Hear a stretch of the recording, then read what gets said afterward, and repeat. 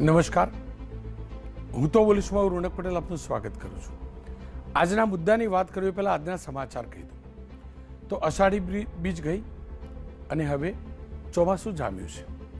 અને આ ચોમાસામાં સુરત, વડોદરા, અમદાવાદ અને રાજકોટની જેમ તમામ નગરપાલિકાઓએ એક અદ્ભુત આયોજન કર્યું છે જળદર્શનનું.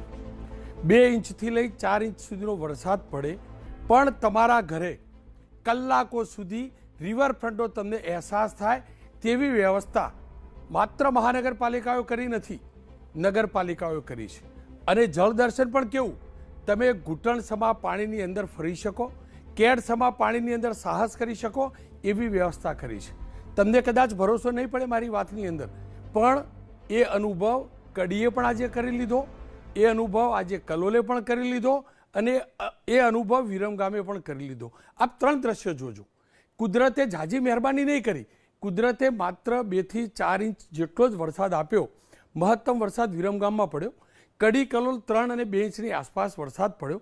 પણ તમામ ગલી મોહલ્લાની અંદર, તમામ ચોકની અંદર એટલું અદ્ભુત નગરપાલિકાએ આયોજન કર્યું કે તમને રિવરફ્રન્ટનો અહેસાસ થાય, તમને કાંકરિયાની બાજુમાં બેઠા હોય અહેસાસ થાય, છેક માંડલથી તમે બહાર નીકળો ને હેરાન થાવ એના કરતાં માંડલ વિરમગામના રોડ ઉપર એટલું સરસ મજાનું પાણી ભરાય, એટલી વ્યવસ્થા કે તમને અમદાવાદ આવવાની ઈચ્છા જ ન થાય, જરૂર જ ન પડે. આપ જોઈ શકો છો. સાથે જ કૌતુક કરતાં તમને શીખવાડી દીધું, તમારામાં એડવેન્ચર આપવાનો પ્રયાસ થયો. આપ આ દ્રશ્યો જુઓ છો ને, આ આપણી મહાનગરપાલિકા બાદ નગરપાલિકાની અદ્ભુત કામગીરીનું ઉત્કૃષ્ટ ઉદાહરણ છે. અને તમે જો એટલા આળસુ હોય અને ગલી મોહલ્લાની બહાર ના નીકળતા હોય તો તમારા ઘર સુધી, ઘરની અંદર ત્યાં સુધી કે તમારું દેવાલય હોય ત્યાં સુધી, તમારું મંદિર ઘરમાં બનાવ્યું હોય ને ત્યાં સુધીની વ્યવસ્થા કરી અને ઘરની અંદર પાણી પહોંચાડ્યું. વાત છે ને પેલી નળ, હર ઘર નળ તો હર ઘર જળ, એનું અદ્ભુત નેટવર્ક આપણી આ 3 નગરપાલિકાઓએ કર્યું. જો કે આ જ પ્રકારનું આયોજન આખા પ્રદેશની અંદર તમામ નગરપાલિકાઓ કરે છે. એટલું જ નહીં, વ્યવસ્થા પણ કેવી, બધા ઉતાવળિયા લોકો.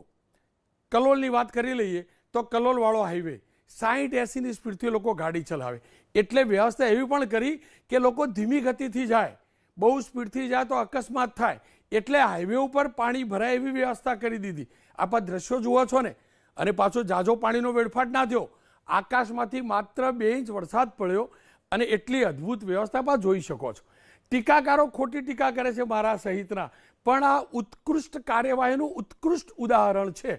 અને અમારી તો આખે પીળીઓ થઈ ગયો છે, એટલે દરેક વાતને નકારાત્મક રીતે જોઈએ છીએ. પણ તમામ કલરના પાણીની વ્યવસ્થા, તમને ગટરના પાણીના પણ દર્શન થઈ જાય, તમને કાળા પાણીના પણ દર્શન થઈ જાય. હા, સફેદ પાણી તમારા આકાશમાંથી જ પડતું જોવા મળે. તમામ પ્રકારની વ્યવસ્થા વિરમગામમાં જોવા મળી, તમામ પ્રકારની વ્યવસ્થા કડીમાં જોવા મળી, તમામ પ્રકારની વ્યવસ્થા કલોલમાં પણ જોવા મળી. કલોલનો પંચવટી વિસ્તાર કરોડપતિઓનો વિસ્તાર. હવે ત્યાંના લોકો BMW લઈને ફરે, મર્સિડીઝ લઈને ફરે, 5-5, 10-10 કરોડની ગાડી લઈને ફરે એવા લોકો, મોટા મોટા બંગલા, પણ જમીનની હકીકત જાણે નહીં.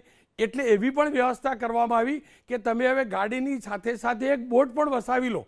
આટલી 5-5 કરોડની ગાડી વસાવો તો એક નાની અમથી બોટ પણ વસાવી લો, અને બોટનો અનુભવ તમને દર ચોમાસે શરત એટલી કે 1 ઇંચ કરતાં વધુ વરસાદ પડે તો જ તમને બોટનો અનુભવ થાય, અને તમે દર વખતે એન્જિન ઉપર આધારિત ના રહો અને ધક્કો મારીને પણ વ્હીકલ ચલાવતા શીખી જાઓ, એ માટેની આ અદ્ભુત વ્યવસ્થા છે.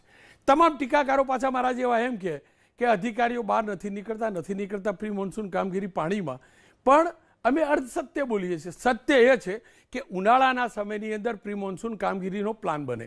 હવે અધિકારીઓ 45 ડિગ્રી તાપમાનની અંદર બહાર નીકળે તો તકલીફ તો પડે ને, એટલે એ બહાર નીકળી ન શકે, ઓફિસમાં બેઠા બેઠા પ્રી મોન્સૂન પ્લાન બનાવે અને ઓફિસમાં બેઠા બેઠા એટલું અદ્ભુત આયોજન કરે કે તમારા ગલી મોહલ્લામાં સ્વિમિંગ પુલ બની જાય. સાથે જ તમામ લોકો પાસે એ પણ ટીકા કરે કે રાજકોટથી અમદાવાદનો હાઈવે જોઈ લો, સુરત ભરૂચ સુધીનો હાઈવે જોઈ લો, સુરતથી વલસાડ સુધીનો હાઈવે જોઈ લો, પણ ભાઈ એ વ્યવસ્થાનો ભાગ છે.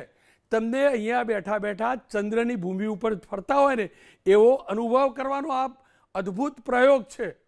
અને આ અદ્ભુત પ્રયોગ આપણા અધિકારીઓના પુણ્ય કાર્યોથી આ થઈ રહ્યો છે. સમજવાવાળા સમજી ચૂક્યા હશે.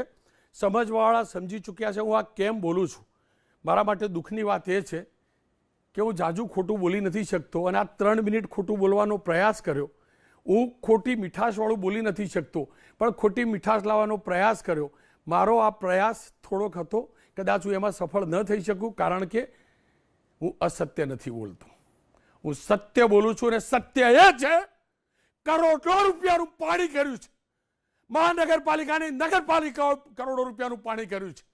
અમારા રૂપિયાનું પાણી કર્યું છે પ્રી મોન્સૂન પ્લાનિંગના નામે. દુનિયાભરની વાર્તાઓ કરી છે, દુનિયાભરની તમાશાઓ કર્યા છે.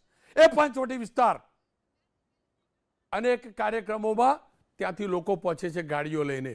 કલોલવાળા, એ બધા જાણી લેજો ને જોઈ લેજો આ સ્થિતિ છે તમારા શહેરની. બકાજી ઠાકોર ત્યાંના ધારાસભ્ય એ કહેતા હતા એબીપી અસ્મિતાના અધિકારીઓનો ફોન કરીએ છીએ પણ સાંભળતા નથી. હવે અધિકારીઓનું ના સાંભળતા હોય, બકાજી તમારું ના સાંભળતા હોય, તો સામાન્ય નાગરિકનું તો શું સાંભળતા હશે અધિકારીઓ? વિરમગામની તો વાત જાજી કરવાની નહીં. હાર્દિક પટેલ સાહેબ છે ધારાસભ્યશ્રી, અને ધારાસભ્યશ્રી હોય એટલે પાણીની વર્ષા જે થાય એનો સંગ્રહ તો કલાકો સુધી થવો જોઈએ, એટલે એ પણ ભરાવો થયો. હું ફરીથી કહું છું, જનપ્રતિનિધિઓએ જાગવું પડશે. આ અધિકારીઓને જગાડવા પડશે. હદ થઈ ગઈ છે, હદ થઈ ગઈ છે. રોડ ઉપર નીકળીએ, હાડકા ભાગે અકસ્માતો થાય. ચોમાસું આવે, હવે છત્રીને રેનકોટની કોઈ જરૂર નથી, કારણ કે આટલું પાણી હોય એમાં રેનકોટ પહેરો કે ના પહેરો, છત્રીથી તમે માથું પલળતું કરવાના, બાકીનાનું શું કરવાના? શું કરવાના? હું ફરીથી કહું છું, હવે હદ થાય છે. સુધારવો પડશે વહીવટ, સુધારવો પડશે, સુધારવો પડશે. એવું ન થાય કે અમને તમે મજબૂર કરો, ઢોલ પીટી પીટીને ઠાકો તો અમે ટેક્સ ના ભરીએ. ના કર આંદોલન અંગ્રેજોના વિરુદ્ધ થતું હતું. આપણા લોકોના વિરુદ્ધ કરવું પડે ને, જાતે એકલા વ્યક્તિ એવી સ્થિતિ ન લાવતા મહેરબાની કરીને. અમે એક્ટિવિસ્ટ નથી, અમે નાગરિક છીએ. અમે સલામત જીવન ઈચ્છીએ છીએ. ચોમાસું આવે, વરસાદ પડે, વરસાદનો જમીનમાં સંગ્રહ થાય એવું ઈચ્છીએ છીએ. કલાકો સુધી અમારી સંપત્તિ પલળતી રહે, અમારા ઘરનું રાચરચીલું પલળતું રહે, અનાજ પલળી જાય, એવું તો ન હોઈ શકે ને, ન હોઈ શકે ને. હું ફરીથી કહું છું, આ શબ્દો કડવા છે પણ આ જ સાચા છે. અગાઉની 3 મિનિટના શબ્દો તમે અધિકારીઓના ગાલનો ઉપરનો તમાચો છે, શાબ્દિક તમાચો છે, એટલામાં સમજી જજો, સમજી જજો. હજી કહું છું, સમજી જજો. હદ પાર કરી રહ્યા છો, હદ પાર કરી રહ્યા છો.